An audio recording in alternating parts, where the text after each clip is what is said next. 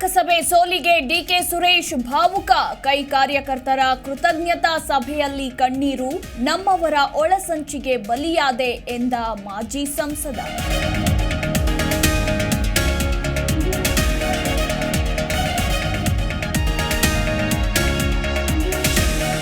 ಪ್ರಜ್ವಲ್ ರೇವಣ್ಣ ವಿರುದ್ಧ ಲೈಂಗಿಕ ದೌರ್ಜನ್ಯ ಪ್ರಕರಣ. ಹಾಸನ ಬ್ಲೂ ಬಾಯ್ ಎಸ್ಐಟಿ ಕಸ್ಟಡಿ ಅಂತ್ಯ. ಇಂದು ಕೋರ್ಟ್ಗೆ ಹಾಜರು. ನ್ಯಾಯಾಂಗ ಬಂಧನ ಸಾಧ್ಯತೆ.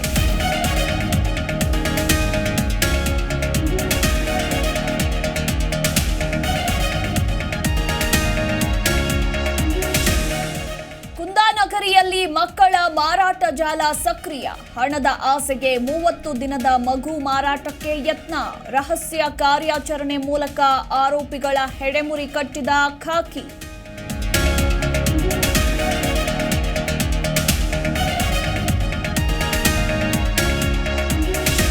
ಜಮ್ಮು ಕಾಶ್ಮೀರದಲ್ಲಿ ಮತ್ತೆ ಉಗ್ರರ ಅಟ್ಟಹಾಸ. ಯಾತ್ರಾರ್ಥಿಗಳ ಬಸ್ ಮೇಲೆ ಗುಂಡಿನ ದಾಳಿ. 10ಕ್ಕೂ ಹೆಚ್ಚು ಮಂದಿ ಸಾವು, 33 ಮಂದಿಗೆ ಗಾಯ.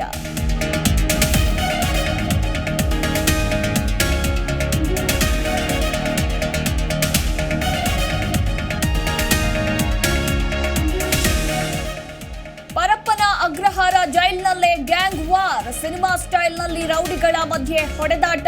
ಗಾಯಾಳುಗಳಿಗೆ ಜೈಲು ಆಸ್ಪತ್ರೆಯಲ್ಲಿ ಚಿಕಿತ್ಸೆ.